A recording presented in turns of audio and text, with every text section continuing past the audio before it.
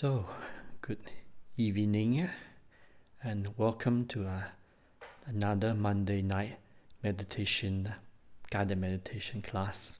Okay. So, let me introduce myself.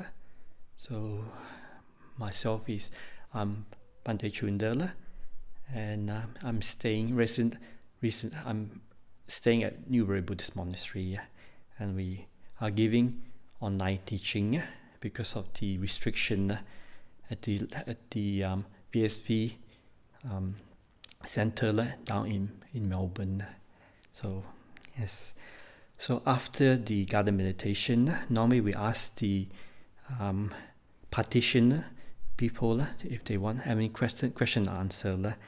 So you see end of the guided meditation,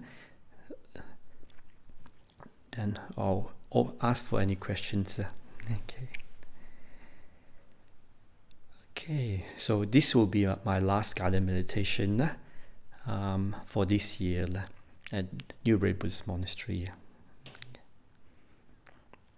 I gave a Dharma talk on Sunday, and there's one of the questions that was asked that I didn't have time to reply. So one of the questions from the audience was about how do you become a Buddha? So I try and keep it simple. So normally a Buddha arises in the world when there's no teaching of the Eightfold Path or the Four Noble Truths. So once the Samma Buddha arises in this world, everyone else that listen to teaching and become enlightened are usually arahants. So to become a Buddha, you have to wait into the Buddhist teaching. Buddhist Sasana is not in this world. Then when there's no teaching of the Four Noble Truths, Eightfold Path, then the first person become enlightened by his own without the Buddhist teaching, then that person will become a Buddha. Yeah. So so if that person that asks how do you become a Buddha, so you have to wait until there's no more teaching. So that might be many eons before it happens again.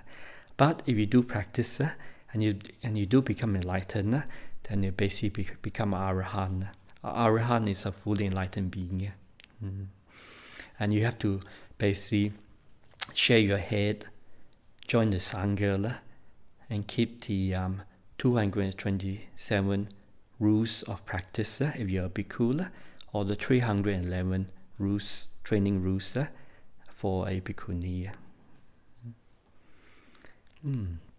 Talking about Samma Buddha, it's quite interesting because Ajahn Brahm was once invited to Singapore to teach, and while he was there to teach at the Buddhist Jain Fellowship in Singapore, he was invited to go and do some teaching to some kindergarten. So when he went there, he saw there was about 3 to 4 years old kids. So Ajahn was thinking, geez, how are you going to teach kindergarten kids on Buddhism? So he decided to just tell the kids to sit down and just imagine that they are a Buddha and they are sitting under a tree and practice meditation. So they asked the kids to imagine that they are a fully enlightened Buddha sitting in meditation under the Bodhi tree. And Ajahn Brahm was saying that the kids managed to sit for half an hour silently. So I thought maybe that might be a good guided meditation for tonight.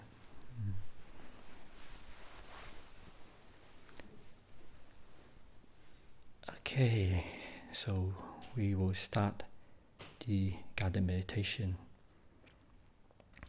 So sit comfortably. You can sit on the chair, sit on the cushion, or sit on the couch. The most important thing with the posture is to sit as comfortable as possible. Even leaning against the wall or leaning on the couch or chair, that's fine. But the most important thing with sitting posture is not to sit through pain, because it's not pain awareness. Meditation is learning to let the body go. Relax the body.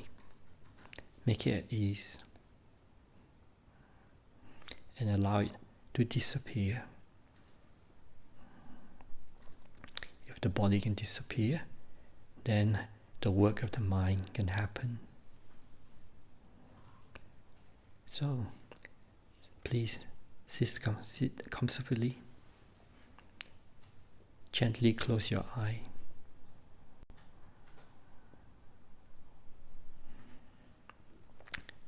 Bring your awareness to your front of your face. And just take 3 big breaths. Breathe in. Breathe out. Breathe in. Breathe out. Relax. Relax. Breathe in peace. Breathe out. Relax. And just breathe naturally.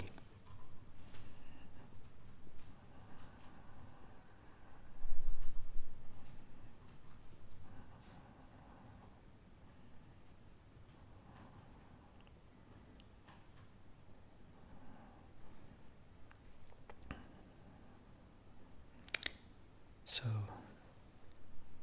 this guided meditation will do something slightly different. Imagine yourself in the Buddhist time, 2,500 years ago in India, and you are a bhikkhu or a bhikkhuni ordained during the Buddhist time.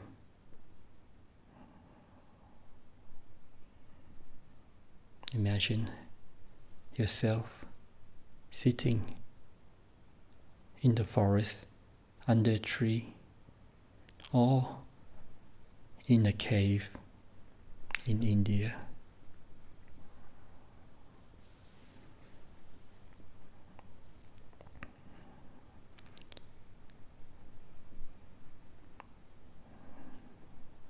While sitting in the forest, in the foot of a tree, or up in the hills, in a cave, looking over the valley or the Ganges flowing below, quietly sitting.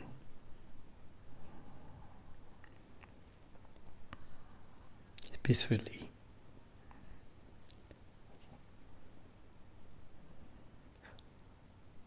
With the back straight, with awareness to the front of your face. We start with always the body scanning to allow the body to be at ease and relax. So we start with the top of our face. We relax. Relax our face. Relax. Relax our face. Relax our eyes.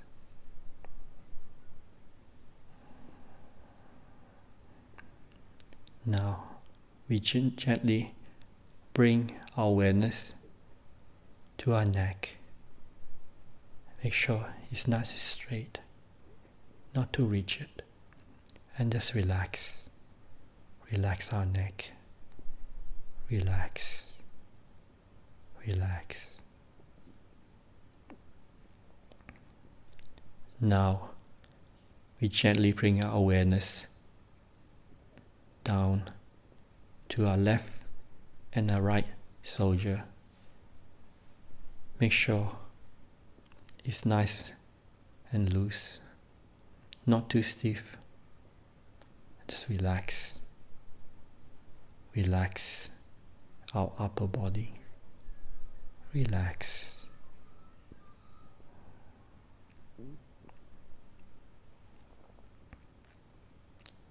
Now we gently bring our awareness to our back, our upper back. Our spine should be nice and straight, not too rigid. And we gently relax our back. Relax, relax, relax. Now we gently bring our awareness to our right and left arms. Make sure it's nice and comfortable, and relax. We relax our arms. Relax, relax. And now we bring our awareness down to our hands, our right and left hands. Make sure it's nice and comfortable. If you need to, please move it, make it loose, and relax our hands, relax our finger. Relax, relax our hands. Make peace with our hands and allow it to slowly relax and disappear.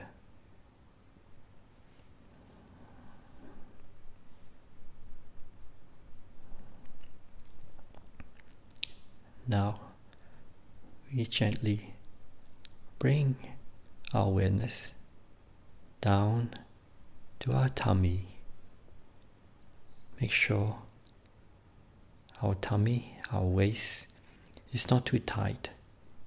If it's tight, please loosen any part of our clothes that is tightening our tummy. And just relax. Relax our tummy. Especially if you just finished the dinner, then you can relax. Relax our tummy. Relax.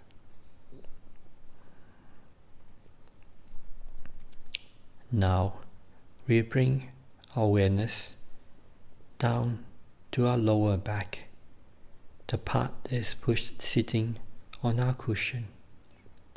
Make sure it's nice and comfortable and loose.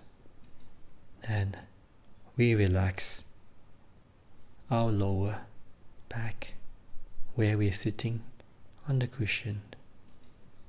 Relax, relax, relax our lower back.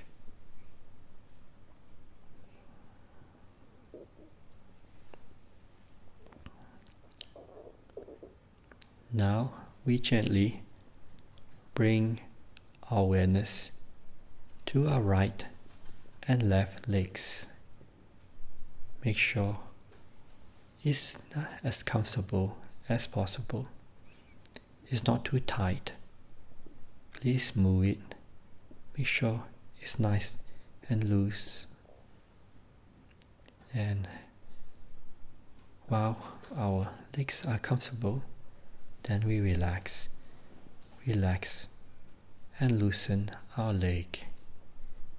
Make peace with our leg, especially if there's any injury. Relax, relax, make peace with our leg and allow it to fade away.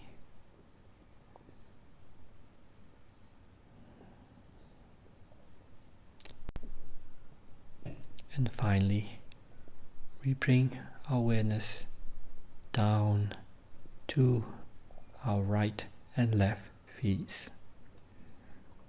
Our feet is the part of our body we work the hardest in the morning to work to the kitchen,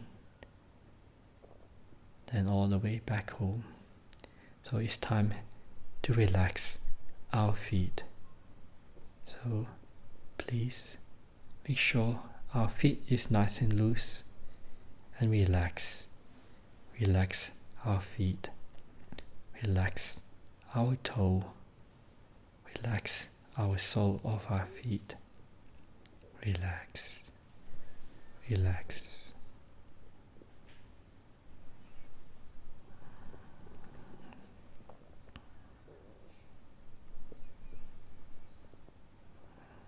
Now we gently bring our awareness back to our face.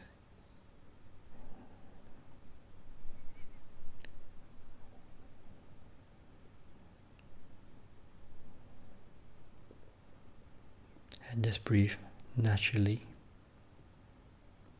Breathe peacefully.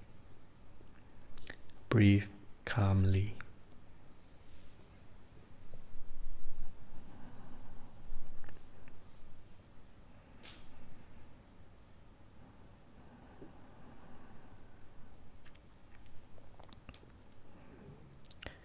With our body relaxed and loose, it's always good to just feel any part of our body is still a bit tense.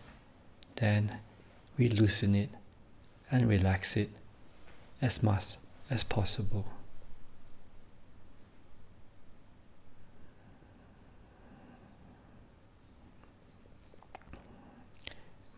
When the body is relaxed and peaceful and calm, then we can do the work of the mind.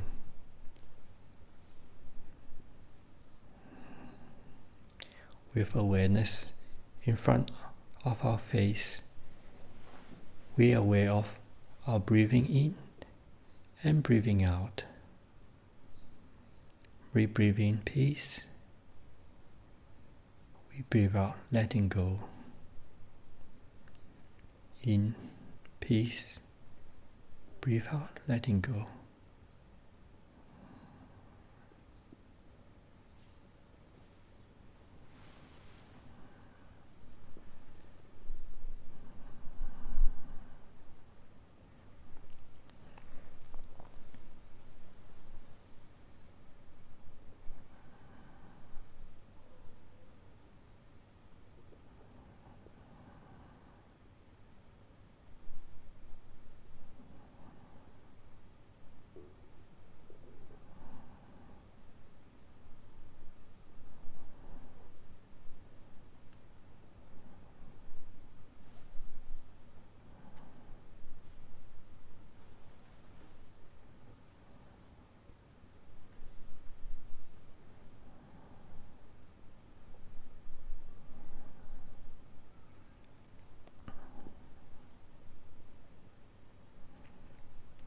Imagine that you are a monk or a nun during the Buddhist time,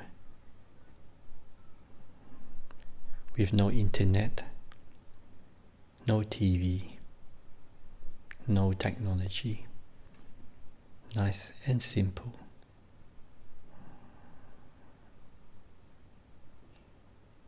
No past, no future.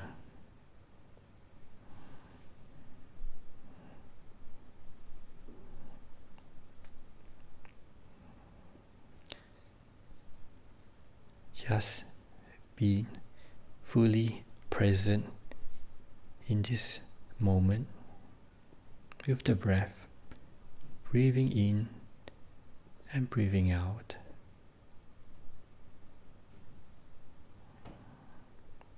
Peacefully and calmly in the forest.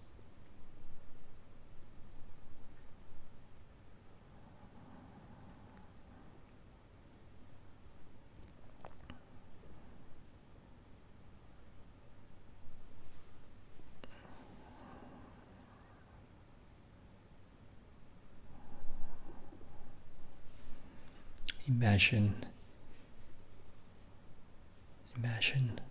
that you are a enlightened monastic, enlightened monk, or nun, imagine your mind free from hatred, free from attachment towards material things in the world, free from hate, free from anxiety, free from worry, especially free from family and attachment. Sitting calmly and just being aware of the breath, breathing in and breathing out.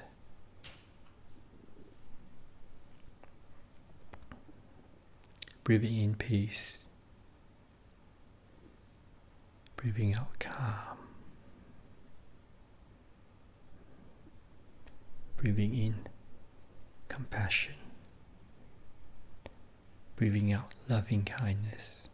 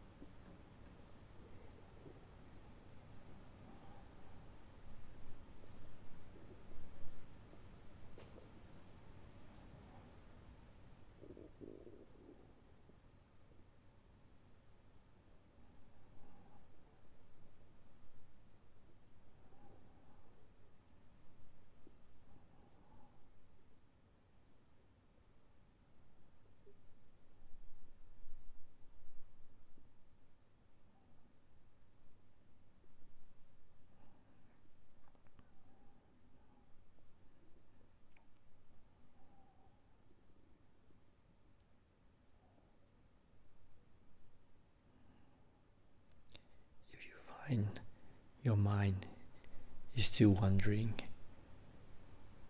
from past and future, it's okay. It takes time for the mind to calm down. Just gently bring your awareness back to the breath. Breathe in peace, breathe out stillness. Breathe in peace, breathe out letting go. Peace, stillness, letting go.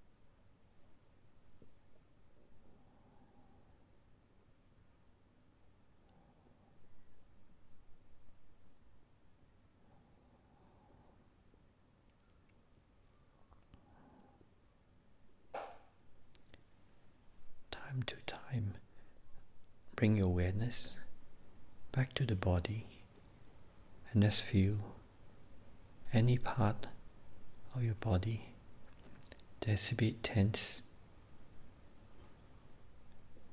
or painful, and just relax.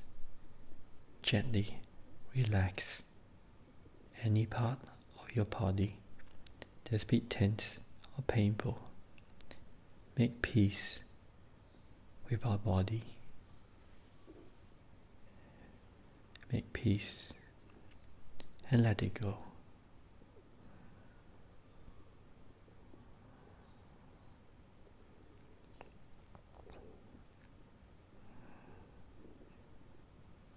And relax our body as much as possible.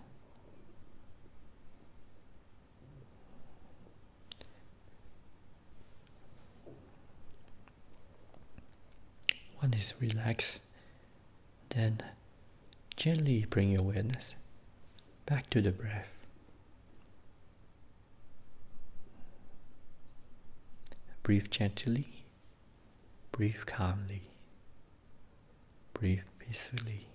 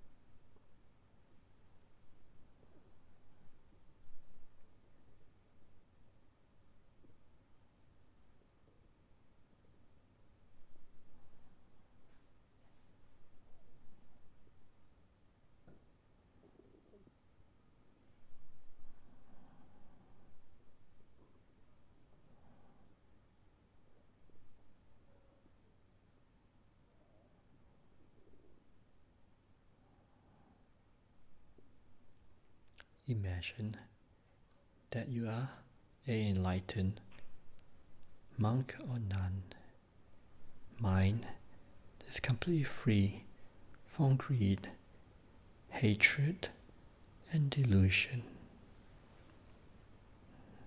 Completely free. No attachment to past and future. Completely calm, peaceful, and free.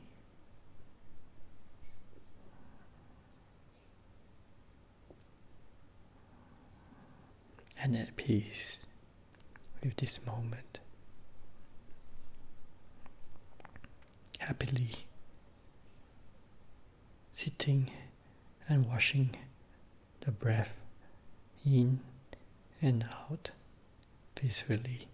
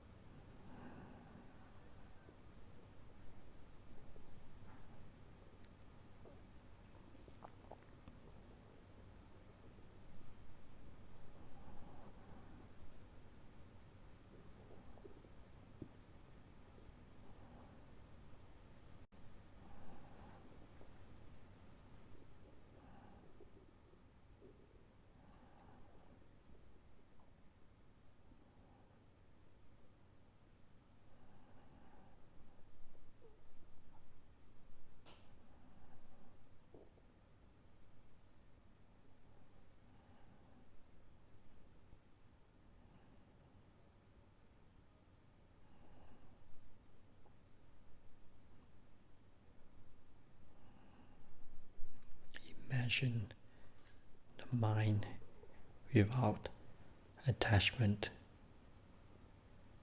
and hatred, completely free, pure and bright, just like a full moon, bright and radiant, free from the cloud of greed and hatred, covering the full moon. And as the cloud of hatred and greed disappear, what is left is a bright, pure full moon. Imagine our mind and heart free from defilements and attachment with the world.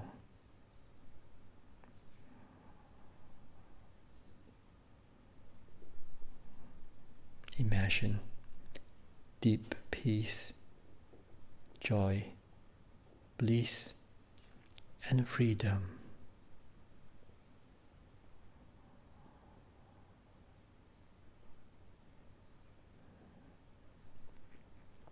A heart immersed and filled with compassion and loving kindness to all beings in this world.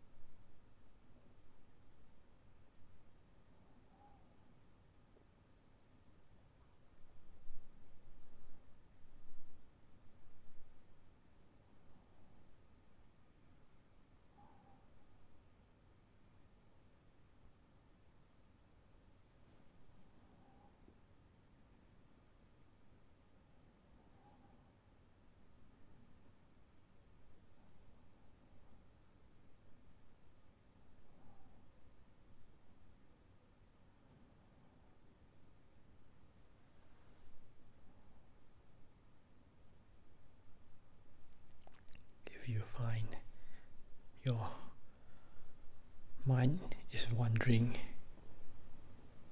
please bring the awareness back to the breath, gently, calmly, peacefully.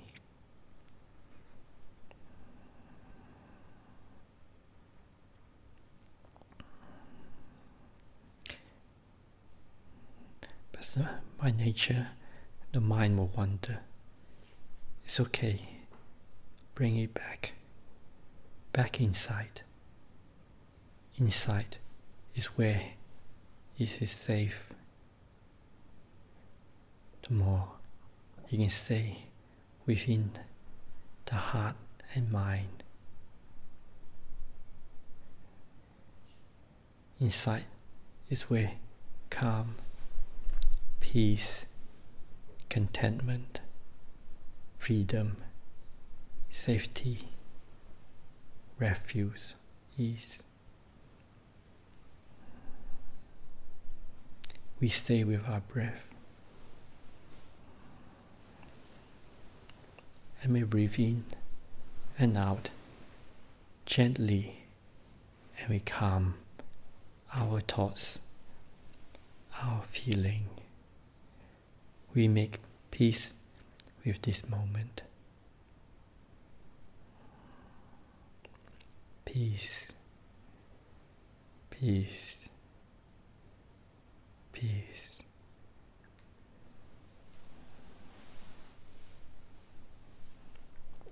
We make peace with ourselves.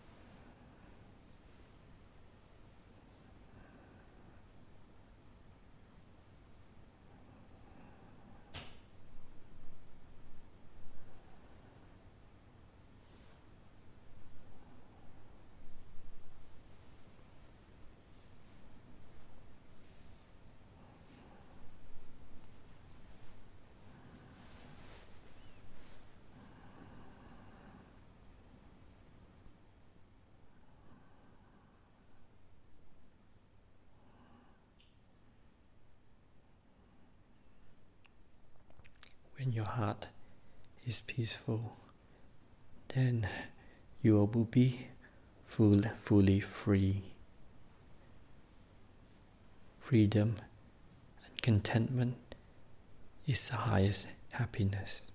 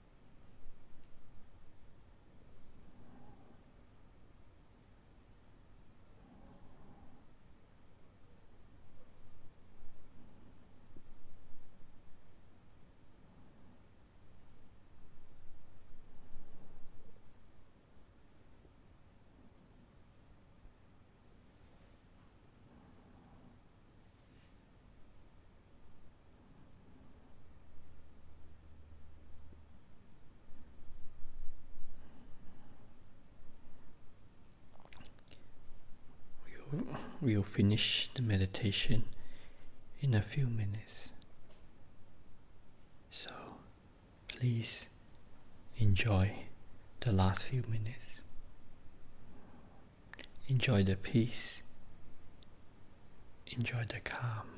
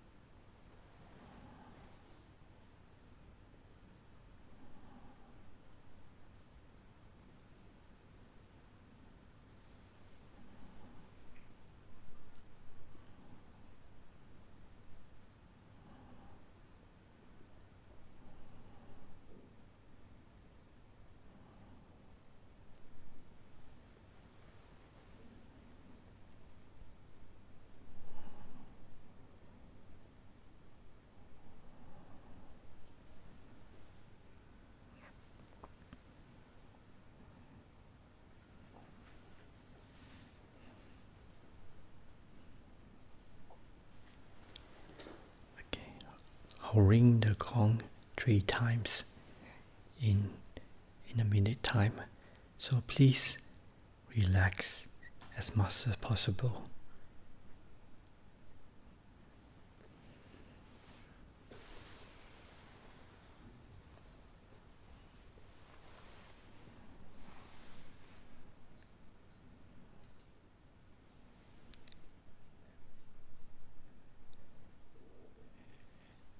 Really relax and let go.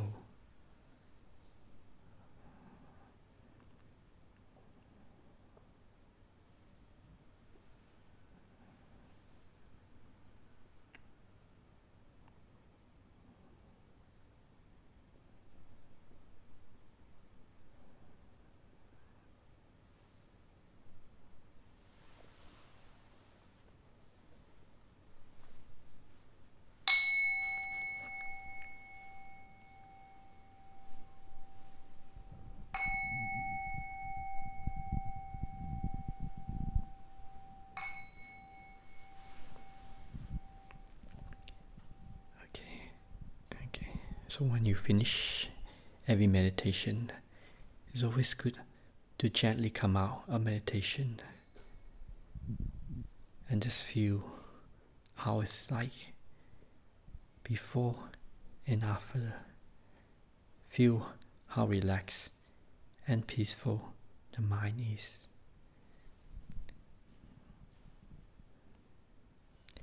Okay, so I would like to ask the audience, is there any questions? Thank you, Bhante. Yes, there are questions. The first question: my mind can get busy during the day, even during the walk in the park. How did you apply meditation to other activities such as factory working when you are a lay person?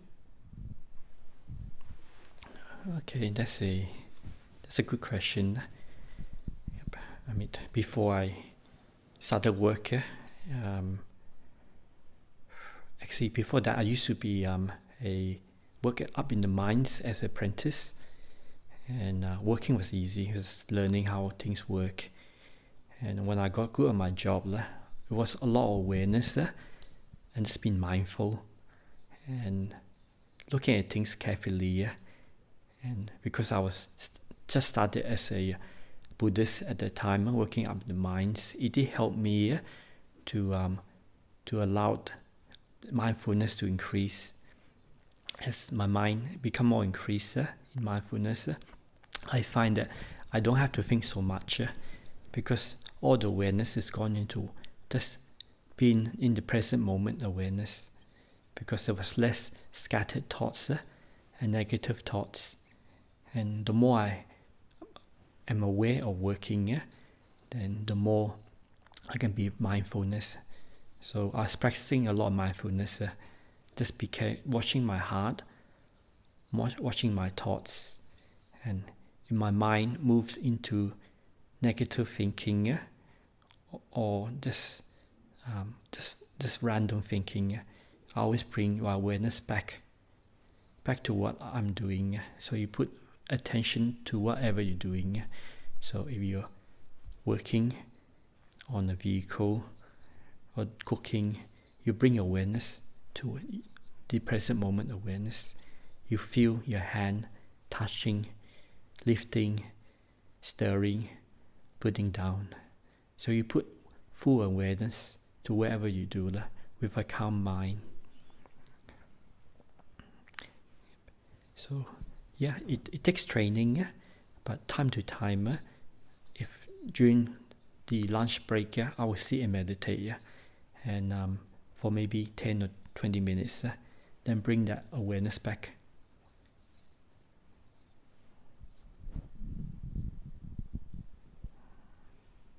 Second question: how can I stop taking personally all the kilesa that are in my mind? These kilesas or defilements is normal, because if we are caught up with the world. We're very busy. Also, it depends. If you're at work, you work by yourself, you'll be lucky. But you work with other people. Sometimes you have to deal with other people's defilements. And if they are not a spiritual practitioner, then their mind can be overcome with a lot of defilements, a lot of greed, anger, critical thinking, fault finding, putting down, and also very competitive. So it's quite normal. Because the Buddhists say, one of the devas asked the Buddha, what's the highest blessing? And the Buddha say, always associate with the wise and avoid the foolish people. Because when we associate with good, wise people, we slowly become like them. But at the workplace where I was working, when I was working there, a lot of my co-workers, they always find being around me quite relaxing and comfortable. And they say that I tend to work very hard, but also I don't complain too much, and it's quite peacefully just doing the work. So please always forgive yourself if you have a restless mind, because it's quite normal. We are part of the world, and when we come back home, we train our mind to let things go as much as possible. Bring that inner peace and happiness back in your heart, and always forgive other people for their behavior, and most important thing, forgive yourself no matter what happened, because when you forgive yourself, you make peace with yourself, and when you make peace with yourself, you can learn to let things go easily. Thank you, Bhante. The next question: is it best practice to decide according to circumstances whether one should put some more effort into meditation and when to do it effortlessly? Ajahn Brahm says that you see with the Eightfold Path, it's basic conditioning. So the more you practice, the more you listen to the teaching, it will go in, just slowly go in. And sometimes it's just conditioning. Sometimes you don't have to think so much, because sometimes, like myself, I listen to so many Dharma talks, and afterwards, some of my monastic friends ask me, what was this talk about?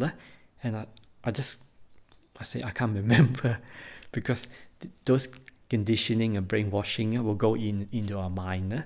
Then it goes inside and it sits inside, and we remember them. And sometimes when we give a Dharma talk, or we talk to our friend about Dharma practice, or the Buddhist teaching, they will just come out effortlessly, easily, without thinking. So it flows in and it flows out. And this is just Buddhist conditioning or brainwashing. So I do admit, I listen to so many talks, but sometimes when the time is right, when you need to give a teaching or you need to remember things that arise, it will just happen automatically. Thank you. The next question: are lay people allowed to visit monastics for spiritual advice outside Buddhist talks and gatherings?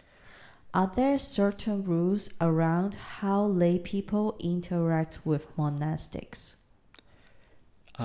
Yes, there are certain rules. So for monks, we are not allowed to be alone with the opposite gender, and for the nuns, they are not allowed to be alone with the men. So there's always another male with the monk if they're speaking one-to-one with a female practitioner. And also for monastic, we are very different. We are not a lay people anymore. We keep the 272 rules for monks, fully ordained monks, and for fully ordained bhikkhunis, they keep the 311 rules. So all these rules is to overcome our attachment and and defilements, and to help the practitioner to let go of our, we say, of our defilements in our heart and mind.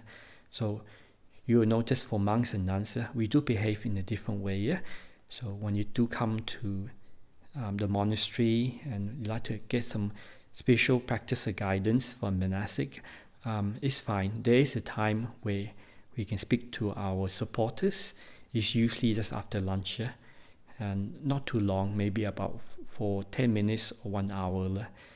And because once the visiting hours is over, usually the monastic will go back to their quarters or their kuti. Yep. So you see, something to do with Dharma talks is okay, but for monastic, we don't really talk about things to do with the world, because it normally don't concern us. Yes.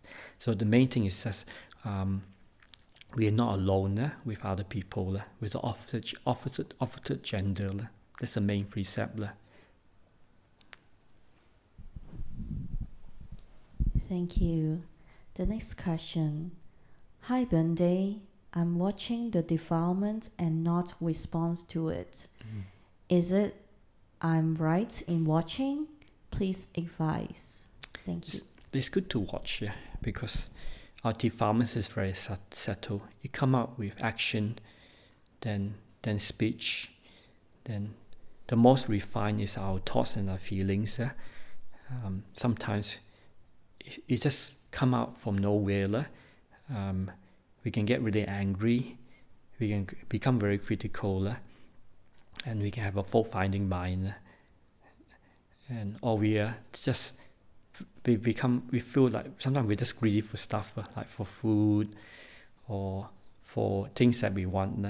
It's normal, because this we say outflowing of the mind, it takes a practitioner many years to understand. As we arise, we learn to watch it, not respond to it, and slowly, time after time, moment after moment, year after year, our behavior will slowly change. Because being a Buddhist monk for 10 years now, I've seen lay people and also new people that join the monastery. In the beginning, they're a bit rougher and all over the place. But after time and time, I do notice our supporters and also practitioners in the monastery, they do change. They become more peaceful and more refined. Thank you. That was the last question we have got, but we do have some quite a number of thank you messages. This one is an audience from Scotland. Thank you so much, Bhante Cunda, for all your talks and meditations. They have been very helpful to me. And we do have another audience. I wish to express my thanks to Bhante. That's a great relaxation method to start my meditation after a busy working day. Sadhu, sadhu, sadhu. Also, this one. Thank you so much, Bhante and BSV. Great meditation session. So refreshing. And another one. Awesome. Bhante Cunda. Great meditation. Love from us. And also pray for my uncle Noi at this time, who is a Buddhist monk over in Bandar Town, Thailand. And the last one.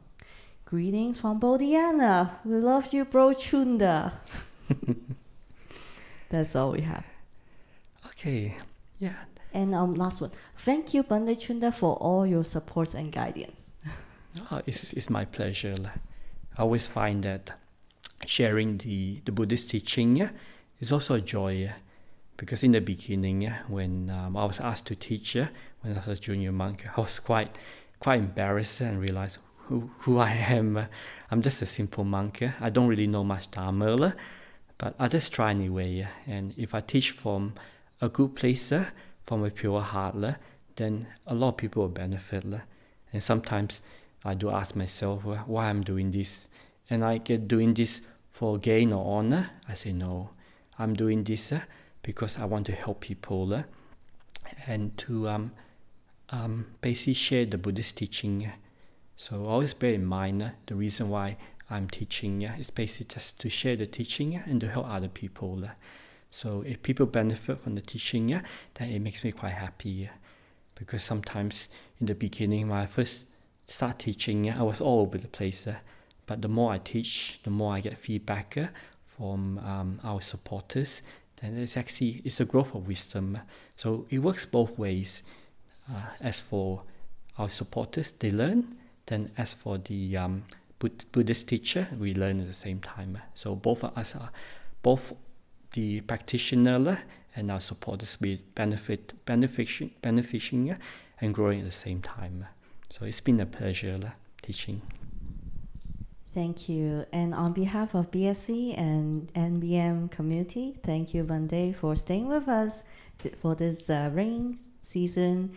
And will you come back to NBM again? Well, everything's uncertain. Because when we go back to Bodhinyana, you see it's funny. The monks will ask us to stay on and don't go too far away, don't go for too long. Even our supporters over there say, please stay, don't go somewhere else. So sometimes we do find that it is harder to leave a monastery and go to a new place. Then we leave that place and come back to Newbury. But wherever I find, if the conditions are right here, and if the time is right, we'll be back. So it's been a amazing journey since the beginning of Newbury Buddhist Monastery to now. So every year things are getting better and better, and the growth of the Dharma in Newbury Buddhist Monastery is very strong. So when I first came to Newbury Buddhist Monastery, it was up in the hill, it was wide open. So it felt like a monastery up in the mountain in Asia or in China. So I knew there was a lot of potential in Newbury Buddhist Monastery, and I realized that if we do things properly, then there's a lot of benefit. And if things grow, I realize there's benefit for a lot of people to come in all over the world. So this Buddhist teaching is actually very powerful. In the beginning, I did not really get it, but when we have a Sangha and a Buddhist community and many lay supporters, we realize it is something very precious and very pure. So a monastery gives a lot of hope and happiness to a lot of people all over the world that's interested to learn the Buddhist teaching. Okay, thank you. So anyway, good night wherever you are, and please take care. Bye-bye.